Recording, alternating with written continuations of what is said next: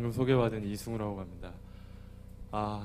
네, 오랜 강의 들으시나 좀 지치실 텐데 제가 최대한 재밌게 그리고 빨리 할 수 있도록 하겠습니다. 그래서 오늘 제가 이제 말씀드릴 내용은 이제 나노 프린팅으로 스마트 나노 세상 만들기라는 거고요. 제가 오늘 얘기하고 말씀드리고자 하는 핵심은 나노 기술이 정말 먼 미래가 아니라 우리 생활에 굉장히 밀접하고 실제 우리 삶을 바꾸고 있고, 그거를 조금 더 우리 일상생활의 파급력을 높이고 다양한 비전을 실제 사회에 제공을 해서 우리가 어떻게 창업을 좀 잘할 수 있을까, 창업 아이템도 마련을 하고 그런 부분에 대해서 좀 설명을 드리려고 합니다. 그래서 이제 특히 나노 기술 중에서 프린팅에 대해서 좀 설명을 드리려고 하고요. 저는 이제 방금 이제 설명드렸던 것처럼 이제 성균관대학교 나노과학기술학과 대학원의 성균 나노과학기술원에 이제 조교수로 있습니다. 그래서 이제 강의를 시작하겠습니다. 우리가 흔히 얘기할 때 이제 그 피지컬 디멘전 입장에서 물리적 관점에서 큰 거는 크고 이제 작은 건 작죠. 네.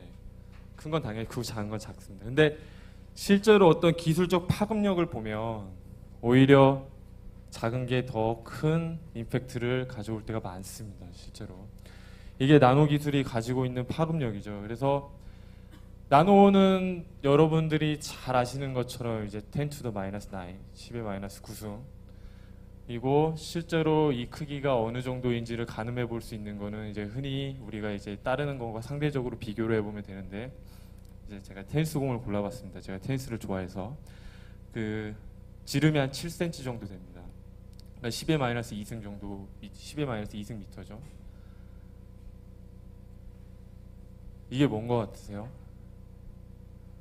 난자와 정자입니다. 그래서 정자는 우리나라 머리카락 두께 정도 한 100마이크론 정도 됩니다. 100마이크론은 좀 크고요. 정자의 머리 같은 경우에는 5마이크론 정도 됩니다. 10의 마이너스 6승. 그리고 이게 뭐죠? DNA인데, DNA가 이제 우리가 나선형 구조로 되어 있다는 걸 이제 알고 있죠. 이 나선형 구조의 너비가 2에서 2.5나노 정도입니다. 2에서 2.5나노 정도. 우리가 일상생활에서 접하는 물 같은 경우에는 1나노가 조금 안 됩니다. 거의 1나노. 그러니까 나노는 이 물 분자와 어떤 정자의 머리 크기 그 사이에 있는 걸 다루는 학문이에요. 그러니까 지금 인류가 다룰 수 있는 머티리얼 중에서는 제일 작은 단위에 속합니다. 실제로. 분자를 막 자유자재로 다루기에는 아직은 우리가 조금 기술력이 부족합니다. 보통 그리고 화학적 합성으로 분자들을 합성을 새로 하고 링킹을 하지만, 이거를 조립을 하고 새로운 나노 구조체를 만들고 거기서부터 새로운 전기적, 광학적, 화학적, 기계적 특성을 뽑아내지는 못해요 아직. 근데 저희가 나노 기술을 이용하면, 그러니까 현재 우리가 다룰 수 있는 가장 작은 크기의 나노 머티리얼을 이용하면 그것이 가능합니다. 그래서 머티리얼의 가장 근본적인 어떤 프로퍼티를 가장 작은 단위에서 조절을 해서 조절할 수 있다. 그러니까 나노사이언스나 테크놀로지는 어쩌면은 그 머티리얼 전반에 있어서 그게 화학적 응용이든 기계적 응용이든 전기적 응용이든 가장 근본적인 기술이 될 수 있는 거죠. 이 나노에 대한 시작을 보통 얘기할 때 이 강연을 얘기합니다. 그래서 이게 누구죠? 리처드 파인만이죠. 현대 물리에서 가장 유명하신 분. 리처드 파인만이 1959년에 칼텍에서 There's plenty of room at the bottom이라는 굉장히 유명한 말을 했어요. 이게 우리가 반드시 알아야 될 게, 이게 지금으로부터 거의 60년 전, 거의 굉장히 오래 전에 이 얘기를 했습니다. 당시에는 우리가 나노 스케일에서의 어떤 머티리얼을 확인하고 어떤 조절을 할 수 있는 힘이 없었을 때였어요. 나노 크기의 뭔가를 볼 수 없었던 시절이었습니다. 전혀 없고, 우리가 분자 모델 같은 게 1900 초반에 이렇게 나왔지만 그거를 실제로 눈으로 확인하고 보고서 제시를 한 게 아니라 다양한 이론들을 통해서 가설을 세우고 분자 모델이 이렇게 될 거다, 그걸 바탕으로 어떤 실험을 했더니 이런 결과가 맞더라 해서 맞은 거지, 사실 눈으로 나노를 본 건 아니었어요 당시. 근데 리처드 파인만은 나노의 세계를 예측을 한 거죠. 저 밑 바닥에 굉장히 작은 스케일에서는 굉장히 많은 일들이 일어날 거다. 그럼 왜 작게 만들면 좋을까? 그때 당시에 리처드 파인만이 했던 얘기는 비교적 단순했어요. 작은 거를 만들어서 한 곳에다 직접을 시키면은 우리가 더 많은 일을 할 수 있을 거다. 특히 이때 했던 얘기 중에 하나는 이 좁쌀만한 크기의 입자 위에 백과사전을 다 넣을 수 있을 거다. 왜? 글자 하나를 작게 쓰면 되니까. 그때 이 작게 만들고 작은 거를 한 곳에 더 많이, 하나의 유닛을 작게 만들면 만들수록 더 많이 한 곳에 직접을 시킬 수가 있고 더 많은, 예를 들어서 정보량을 저장할 수가 있다. 실제로 이 파인만의 드림을 완성하신 분이 계세요. 그 노스웨스턴의 굉장히 유명한 나노공학자이신 체드 머킨 교수님 랩에서 글자를 실제로 나노 크기로 썼습니다. 실제로. 그래서 이 여기 AFM 팁으로 되어 있는데 아토믹 포스 마이크로스코프를 해서 원자임 현미경이에요. 그래서 원자임 현미경은 이렇게 매우 가느다란 팁을 갖고 있어요. 이 가느다란 팁의 크기는 어떤 팁 끝의 크기는 분자의 크기랑 거의 비슷합니다.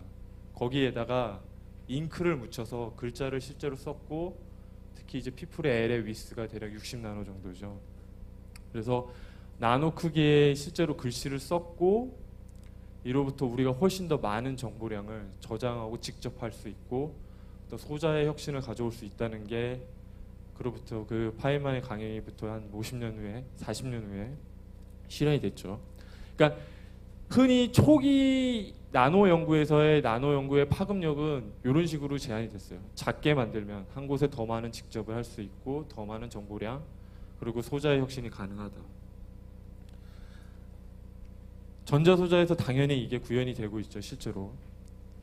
그래서 초기의 트랜지스터, 즉 우리가 USB나 여러분 셀폰이나 아이패드에 들어가는 다양한 반도체 칩 프로세서의 기본 요소인 트랜지스터를 초창기에는 수 센티미터 정도 크기로 만들었어요. 수 센티미터 정도의 크기로. 근데 요즘에는 이 트랜지스터를 나노 크기로 만든 다음에 직접을 시킵니다. 그래서 여기 보시는 것처럼 약 80억 개의 트랜지스터를 지금 여러분들이 흔히 지금 데스크탑에서 많이 쓰이는 인텔 쿼드코어 i7 프로세서에 직접을 시킬 수가 있어요. 그러면 더 많은 정보량을 더 빨리 전송을 할 수 있다는 거죠.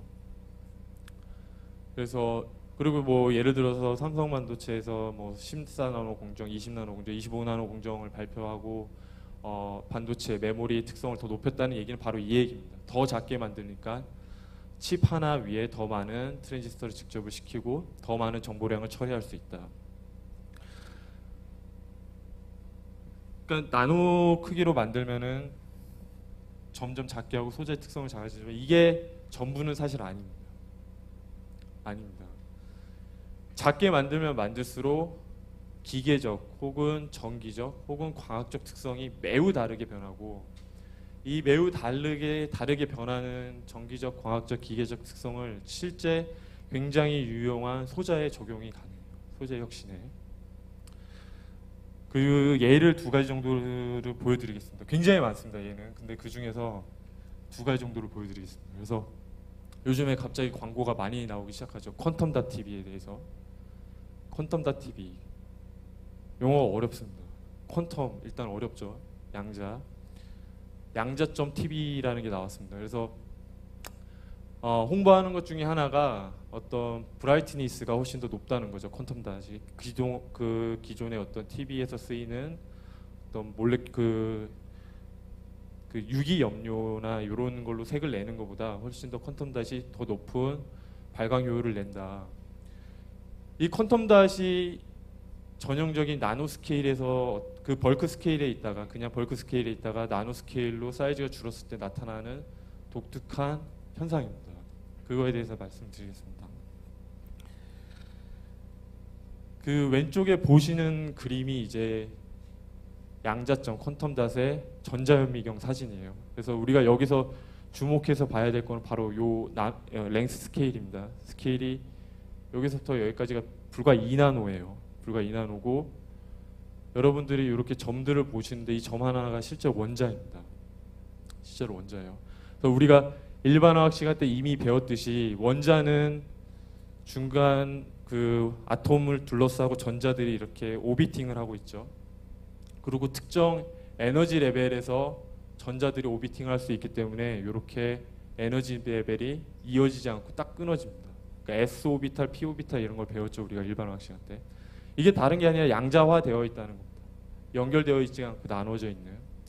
근데 벌크 머티리얼이 되면은 이렇게 나눠져 있는 전자 에너지 레벨이 뭉쳐져서 이렇게 이어져요. 이건 더 이상 양자화된 게 아니죠. 근데 벌크 머티리얼과 이렇게 양자점 그러니까 원자와 벌크 머티리얼 사이인 이렇게 양자점 같은 경우에는 여전히 에너지 레벨을 양자화 시키고 있어요. 양자화 시키고 있습니다. 그래서 얘가 외부에서 에너지를 받으면은 전자가 낮은 레벨에서 높은 레벨로 점프를 하고 이 역이된 전자가 다시 되돌아올 때는 에너지를 방출합니다.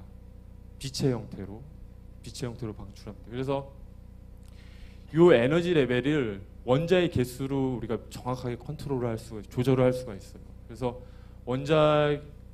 양자점 퀀텀 닷에 들어가는 원자의 개수를 많이 넣고 적게 넣음에 따라서 여기 에너지 레벨의 양자화되는 레벨 정도가 달라지고 그로 인해서 방출되는 에너지, 즉 빛의 세기도 달라집니다. 그래서 예를 들어서 퀀텀 닷의 크기가 작으면은 높은 에너지를 발광을 하고 양자점의 크기가 크면은 비교적 낮은 에너지를 이렇게 발광을 하는 형태입니다. 그래서 이거 같은 게 보통 염료 몰레큘 같은 경우보다 이렇게 양자점 엔지니어, 즉 나노 스케일에서의 엔지니어링을 통해서 하면 발광 효율이 훨씬 더 좋아진다고 알려져 있습니다.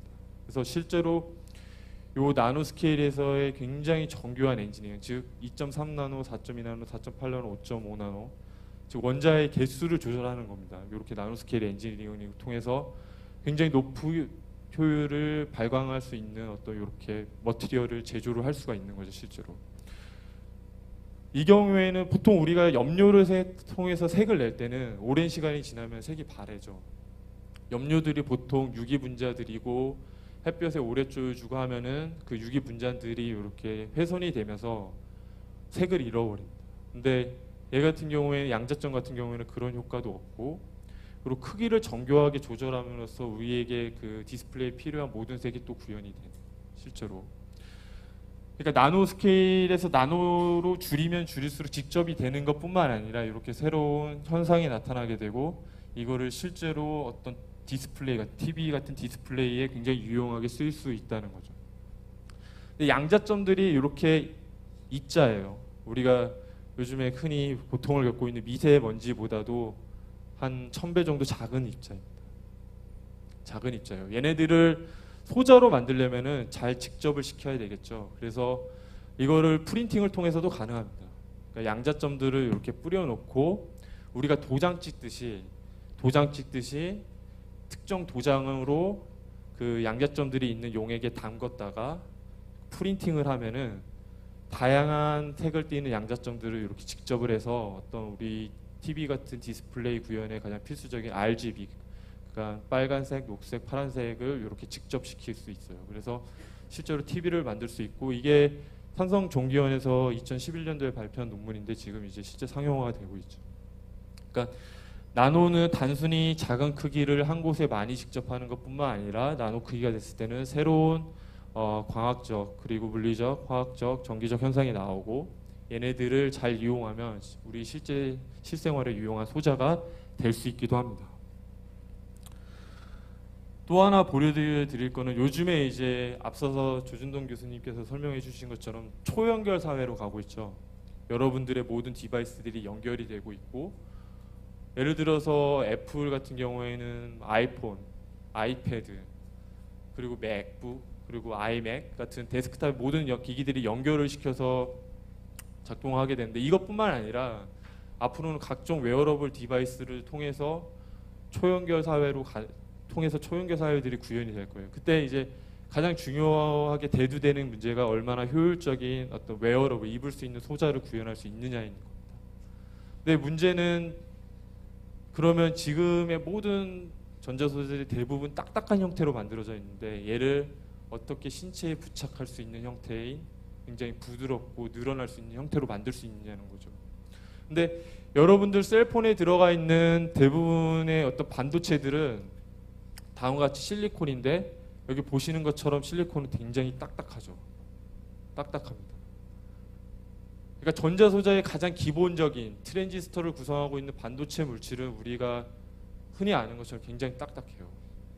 근데 우리 웨어러블 디바이스는 이런 형태가 돼야 됩니다.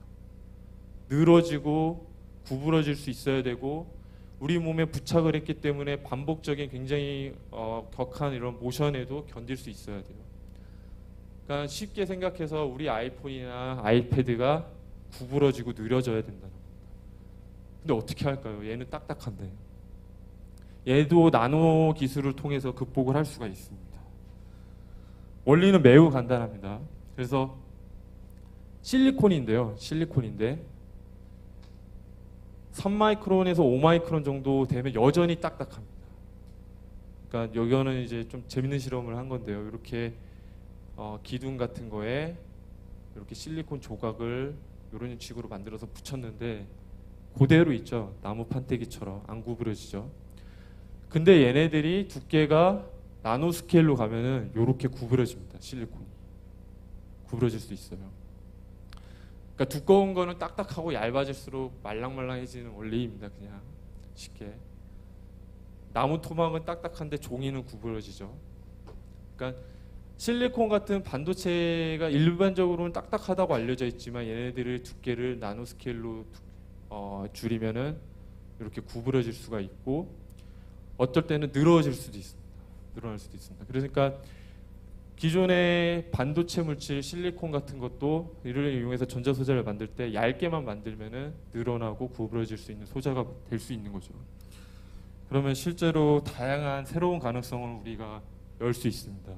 열 수 있습니다. 그래서 여기에 이제 각종 소자들을 직접을 한 모양인데요. 이게 뭐 어떤 사람의 헬스케어를 위한 각종 피지올로지컬 측정에 대한 겁니다. 뭐 온도도 측정을 하고 맥박도 측정을 할 수 있는 다양한 어떤 기능을 갖고 있는 소자들을 얇게 만든 다음에 직접을 시키면은 기존에는 우리가 어떤 생체적인 신호를 측정하기 위해서 이렇게 복잡하고도 또 거추장스러운 소자들을 이렇게 우리 사람한테 연결을 했어야 되는데 이거를 매우 얇고 그리고 사람한테 부착이 가능하도록 왜냐하면은 반도체 물질들이 얇아지면은 구부러질 수도 있으니까요. 그래서 이렇게 몸에 이렇게 부착을 해서 매우 간단하게 할 수 있는 거죠. 그러니까 비단 이런 헬스케어 웨어러블 소자뿐만이 아니라 태양전지와 같은 에너지 소자에도 혁신을 불러일으킬 수가 있습니다. 그러니까 지금 이제 연력학적인 이론치에서 가장 높은 효율을 낼 수 있는 그 솔라셀 머티리얼이 이제 갈륨 아세나이드라는 물질인데요. 갈륨 아세나이드 역시 앞서 보여드린 실리콘처럼 두껍습니다. 두껍고 딱딱하고 구부러지지가 않은데 갈륨 아세나이드를 얇게 나노스케일로 얇게 만들면은 이렇게 구부러질 수가 있어요. 그러니까 우리가 흔히 아는 솔라셀은 집 위에 이렇게 패널 형태로 부착된 딱딱한 판이잖아요. 그런 솔라셀을 얇고 가볍게 심지어 이렇게 롤링해서 우리가 주머니에 넣고 다닐 수 있는 형태로 만들 수 있죠. 그러니까 어떤 군인분들이 이제 어떤 임무를 수행하실 때 항상 파워 문제가 있잖아요. 전자소자들을 들고 다니시니까. 그러니까 파워링을 할 수 있는 형태로 만들 수 있는 거예요. 그래서 이렇게 솔라셀을 접습니다. 접고 가벼우니까 그냥 주머니에 넣고 다닙니다. 주머니에 넣고 다니다가 어떤 충전이 필요한 순간에 이렇게 펼치는 거죠. 돗자리 펴듯이. 펼쳐서 각종 충전을 할 수도 있는. 그러니까 나노 스케일이 그러니까 나노의 크기로 작아지면은 단순히 작아서 많이 직접 할 수 있다가 아니라 새로운 현상이 물리적, 화학적, 기계적 뭐 다양한 과학적 특성이 나오게 되고 얘네들이 실제 우리 실생활에 혁신을 불러일으킬 수 있다는 좋은 예인 것 같습니다. 그래서 제가 말씀드리고 싶은 거는 나노 기술은 정말 우리의 일상생활을 바꿀 수 있다. 실제로 이 얘기를 바꿔 얘기하면은 나노 테크놀로지를 통해서 어떤 창업이나 또 새로운 어떤 창업이 될 수도 있고 어떤 새로운 연구가 될 수도 있고요. 기회를 열 수 있다는 거죠. 실제로. 그래서 외국의 사례를 보면은 선순환 구조가 많아요. 이렇게. 그러니까 사이언스나 네이처 같은 키 나노 테크놀로지에 대한 보고가 이루어지고요. 실제로. 이 기술들을 바탕으로 창업이 이루어집니다. 그래서 뭐 MC10 같은 경우 앞서 보여드린 부착형 매우 얇은 헬스케어 디바이스를 만드는 회사이고, 알타 디바이스는 앞서 보여드린 것처럼 갈륨 아세나이드라는 최고 효율을 낼 수 있는 어떤 솔라셀을 접는 형태로 만들 수 있는 회사. 그리고 이 기술들을 대기업으로 이전하거나 아니면은 계속 회사를 운영하거나, 그리고 대기업으로 기전이 이술돼서 다시 이제 학술계에 피드백을 주는 이런 선순환 구조가 많이 이루어지고 있거든요. 그래서 세계 유수의 학교에 계신 교수님들이 실제로 이렇게 일을 진행하고 있습니다.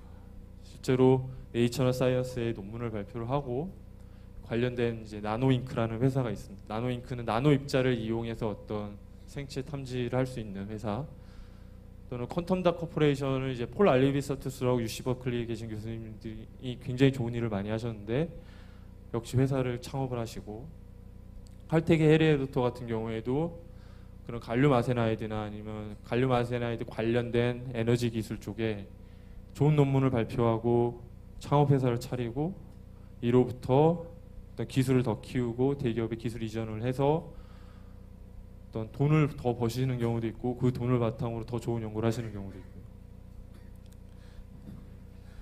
근데 저희는 조금 이런 부분이 좀 부족한 게 사실이에요. 저희는 작년에 이제 한국연구재단에서 나온 자료인데, 논문 발표 기준에서는 저희가 세계 4위라고 합니다. 근데 물론 이거는 좀 양적인 기준으로 발표를 했지만, 근데 나노기술 산업화 수준은 20위권 밖이라고 얘기를 하더라고요. 이게 왜 이런 현상이 나왔을까? 왜 우리는 앞선 사례처럼 이렇게 선순환 구조가 안 될까를 생각을 해보면, 세 가지 정도가 제 생각인데 세 가지 정도가 부족한 것 같습니다. 그래서 어떤 일상생활에 파급력을 가질 수 있는 큰 나노 기술이 아직 저희가 이제 부족한 게 사실이고, 두 번째는 학습학 연계 프로그램의 효율성이 조금은 떨어지지 않았나라는 반성도 해보고요. 그리고 더불어서 사회적 요구 맞춤형 기술에 대한 고민도 저희가 좀 적게 했던 것 같아요. 보통. 그러니까 저도 그랬지만 사실 나노 하는 사람들이 보통 이제 본인의 어떤 지적 흥미, 지적 유의, 그리고 궁금한 거, 그런 거에서 많이 했던 경우가 많은데, 사실은 앞선 예들에 보듯이 나노 테크놀로지가 실생활에도 굉장히 유용할 수가 있거든요.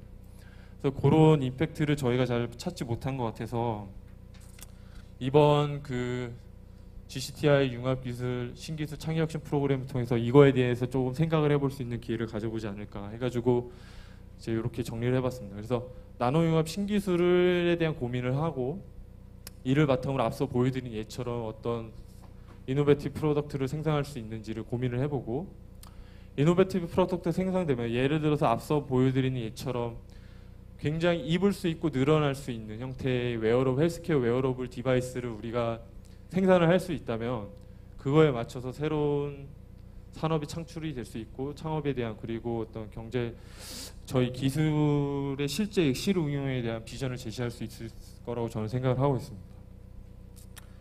그래서 그거에 맞춰서 제가 요즘에 고민하고 있는 거는, 앞서 이제 정우조 교수님께서도 설명을 해주셨죠. 어떤 프린팅 기술과 나노 기술을 접목을 해서 어떤 스마트 나노 세상에 대한 어떤 비전을 저희가 꿈꿀 수 있지 않을까를 생각을 해보고 있습니다. 그래서 프린팅 기술이 요즘에 굉장히 이슈화가 되고 있죠. 뉴스에도 많이 나오고 있고, 뉴스에도 굉장히 많이 나오고 있습니다. 그래서 3D 프린팅으로 이거는 드론을 제작하는 겁니다. 이게 왜 3D 프린팅 혹은 다른 프린팅 기술이 왜 이슈화가 되냐면, 또 사회적 수요에 적합한 형태의 기술적 제공을 해줄 수 있기 때문에. 그러니까 예를 들어서 3D 프린팅을 예로 들면은, 여러분들이 그냥 책상에 앉아서 어떤 그래픽 프로그램으로 설계를 합니다. 보통 CAD를 많이 쓰죠. 근데 예전만 해도 CAD가 쓰이기 굉장히 어려웠어요. 일반인들이 접근하기 어려운데, 요즘에는 그래피컬하게 굉장히 인터페이스들이 좋아져서 여러분들도 유튜브에서 잠깐만 배우면 금방 다 할 수 있습니다. 그래서 여러분들이 필요한 프로덕트를 CAD로 그린 다음에 컴퓨터에 넣어주면은 이 프린터가 거기에 맞춰서 그려줍니다. 심지어 드론까지도. 내가 드론을 만들고 싶다고 그러면은 드론 설계를 합니다. CAD 프로그램으로 넣어주면은 프린터가 알아서 프린팅을 이렇게 하죠. 근데 제가 말씀드리고 싶은 거는 그 3D 프린터가 프린팅이 전부는 아니고요. 다양한 프린팅 기술이 존재를 합니다. 그래서 우리가 흔히 이제 뉴스에서 많이 접했던 3D 프린터가 있고요. 이렇게 노즐이 있고 여기서 머티리얼이 나와서 우리가 원하는 대로 3차원 물질을 그릴 수도 있고, 트랜스퍼 프린팅이라는 것도 있습니다. 사실 반도체 물질이나 뭐 갈륨 아세나이드, 실리콘 같은 반도체 물질은 아직 우리가 이렇게 펜으로 그리듯이 자유자재로 머티리얼을 그리지는 못해요. 이렇게 레고 블록처럼 그 나노 스케일에서 레고 블록화되어 있는 갈륨 아세나이드나 반도체 물질을 도장 찍듯이 이렇게 하나 찍어서 프린트하는 형식이 됩니다. 가능합니다. 그래서 그렇게 하면 예를 들어서 나는 솔라셀도 직접을 시키고 싶고 맥박을 측정할 수 있는 다른 소자도 직접을 하고 싶다 그러면은 레고 블록처럼 이렇게 먼저 만들어 놓고 하나씩 집어가지고 직접을 시킬 수도 있어요. 그걸 트랜스퍼 프린팅이라고 하고, 이뿐만 아니라 분자를 프린팅할 수도 있습니다. 그래서 예를 들어서 DNA 몰레큘 같은 경우에는 A는 T랑 만나고 G는 C랑 만나잖아요. 이렇게 프로그램에 대한 몰레큘러 바인딩을 통해서 이렇게 분자도 프린팅을 할 수가 있습니다. 그래서 이거는 DNA를 통해서 이제 실제로 프린팅한 구조들이에요. 그래서 요게 굉장히 작은 나노 스케일의 제 눈에는 우주선처럼 보이는데 우주선처럼도 할 수 있고 뭐 다양한 모양을 만들 수도 있습니다. 그래서 지금 3D 프린팅은 어떤 머티리얼도 굉장히 다양하고요. 할 수 있는 3D 프린팅이 머티리얼도 굉장히 다양하고 다양한 나노 머티리얼도 있고, 그리고 여러 스케일에서도 가능합니다. 실제로. 그래서 굉장히 큰 파급력을 가지고 있어요. 그리고 기술의 중요성을 다시 한번 강조해서 말씀을 드리면, 우리가 특정 원하는 머티리얼을 바로 어떤 사회적 수요와 사용자 중심의 나노 기술로 이전이 가능한 형태죠. 앞서 드론을 보여드렸지만 뭐 다른 웨어러블 디바이스도 마찬가지입니다. 갈륨 아세나이드, 실리콘 나노 블록이 있는 상태에서 원하는 소자가 있으면은 레고 블록처럼 골라서 프린팅을 하고 소자를 구현할 수 있는. 그래서 이 프린팅 기술을 나노 기술과 접목을 해서 어떤 새로운 어떤 사회적 파급력을 만들 수 있을까? 그러려면은 우리가 갖고 있는 기술을 특정 용도로 쓸 수 있다는 어떤 그런 비전을 제시할 수 있어야 돼요. 그러니까 현재 우리가 어떤 기술적 니드가 필요한지를 자세히 파악을 해야 되고, 다시 말씀드리면은 어떤 시의성에 맞는 기술적 제공이 돼야 되겠죠. 그래서 그거에 대한 고민을 했을 때 우리가 현재 지금 당면하고 있는 여러 문제 중에서 우리가 어떤 거를 해결할 수 있을까? 나노 기술에서. 그 중에 하나가 도시 문제인 것 같아요. 도시 환경 문제. 제가 생각할 때. 예를 들어서 미세먼지 때문에 굉장히 힘들죠. 굉장히 힘듭니다. 현재 굉장히 힘들어요. 그리고 이산화탄소 문제도 있습니다. 도시 내에서. 이산화탄소를 포집을 굉장히 잘해야 되고, 센싱도 잘해야 되고, 미세먼지도 센싱도 잘해야 되고, 포집도 잘해야 되고, 그리고 아파트에 살면은 층간소음 문제가 굉장히 심하죠. 지금 층간소음 문제가 굉장히 심합니다. 저 같은 경우에는 아랫집 아저씨가 코 고는 소리까지 들려요. 제가 아파트에 살고 있는데 층간소음 문제도 있어요. 그러니까 그 소리들을 어떻게 잘 제어할 수 있을까? 더불어서 건물들에서 발생하는 열을 어떻게 잘 방출할 수 있을까? 그렇죠. 건물을 쿨링하는데 굉장히 많은 에너지가 들거든요. 이걸 어떻게 잘 할 수 있을까? 최근에 대두되고 있는 문제점 중에 하나는 싱크홀 같은 문제죠. 싱크홀 같은 문제. 기계적 강도가 낮은 어떤 물질 때문에 발생을 하는 거일 수도 있고, 건물 설계 시 공사 시 잘못된 거일 수도 있고, 어쨌든 다양한 도시 문제가 있기 때문에 현재 우리가 마주하고 있는 것 중에 어떻게 하면 그런 도시 환경과 극한의 도시 환경과 사람 사이 인터페이스를 잘 다룰 수 있을까 고민을 하고 있어요. 그래서 나노 머티리얼을 프린팅을 잘 해서 다양한 도시 유해 환경적인 요소들을 해결할 수 있는 방안이 없을까를 고민을 하는데, 제가 생각할 때는 나노 머티리얼을 프린팅을 잘하면 가능할 것 같습니다. 나노 머티리얼을 프린팅을 잘하면. 그래서 나노 복합 소재를 잘 프린팅을 하고 이렇게 주기적으로 격자 구조를 가지면은 굉장히 기계적 강도도 강하고, 그리고 자연계에 없는 새로운 극한 물성을 뽑아낼 수도 있어요. 그러니까 기본적으로 우리가 갖고 있는 자연계 물질들은 어느 정도 소리를 투과합니다. 근데 얘를 잘 조절을 하면은 소리가 아예 안 들리는 머티리얼도 가능할 수 있어요. 또는 자연계 없는 기계적 강도. 예를 들어서 보통 기계적 강도는 물질의 밀도에 비례합니다. 밀도가 높으면 높을수록 머티리얼은 그 기계적 강도는 세요. 보통 단단한데 굉장히 작은 밀도를 차지하고 있으면서도 나노 머티리얼 잘 프린팅을 하면은 그 밀도 대비 기계적 강도가 증가하는 것보다 훨씬 더 크게 증가를 해서 굉장히 강한 머티리얼을 만들 수도 있습니다. 그리고 분자들을 이렇게 잘 프린팅을 하면은 이산화탄소도 잘 포집을 할 수가 있고 혹은 센싱을 더 잘 할 수도 있고 열을 더 잘 방출할 수도 있어요. 그래서 그런 자연계에 없는 극한 물성을 갖고 있는 머티리얼을 메타 머티리얼이라고 부르고 메타라는 말은 인공적인 뭐라는 뜻이거든요. 그런 메타 머티리얼을 만들어서 도시 환경에 대응할 수 있는. 근데 이거를 사회적 수요에 맞춰서 소비자 중심의 기술이 돼야 되기 때문에 3D 프린팅을 접목하는 거죠. 예를 들어서 내가 여기 특정 지역에 소음이 많이 발생하고 특정 지역이 열을 더 잘 방출해야 된다. 그럼 거기에 맞춰서 시뮬레이션을 바로 해서 CAD 나노 프로그램을 딱 짜서 주면은 프린팅으로 그래서 바로 갖다 주는 형태가 되는. 그래서 극한 도시 환경, 우리가 극한 도시 환경에 살고 있는데 거기에 필요한 전자파를 완전히 또는 음파를 완전히 차단하거나 열을 잘 방출할 수 있거나 높은 기계적 강도를 갖거나 아니면 이산화탄소를 포집하고 센싱해서 우리에게 잘 알려주는 혹은 미세먼지를 잘 포집할 수 있는 기술이 될 수 있다고 생각을 합니다. 그러니까 예를 들어 특정 지역에 미세먼지가 많다 이러면은 3D 프린팅을 바로 만들어서 주는 거죠, 설계해서. 그래서 저희 지금 성균나노과학기술원에서 아직은 꾸미지 않고 계획을 하고 있는 게 이 직접화된 프린팅 시스템으로 온디맨드 나노 기술 사회적 수요를 충족시켜 주는 거예요. 실제로 어떤 이런 다양한 필요성을 인지를 하고 거기에 맞춰서 온디맨드 대응할 수 있는 시스템을 갖추고자 합니다. 그래서 제가 생각할 때는 나노 프린팅을 잘 하면 나노 머티리얼을 다양한 프린팅 방식으로 잘 프린팅을 해서 소자를 만들면 우리가 극한 어떤 도시 환경에서 스마트한 어떤 세상을 만들 수 있을 거라고 지금 저는 꿈꾸고 있습니다. 그래서 제 발표는 여기까지고 경청해 주셔서 감사합니다.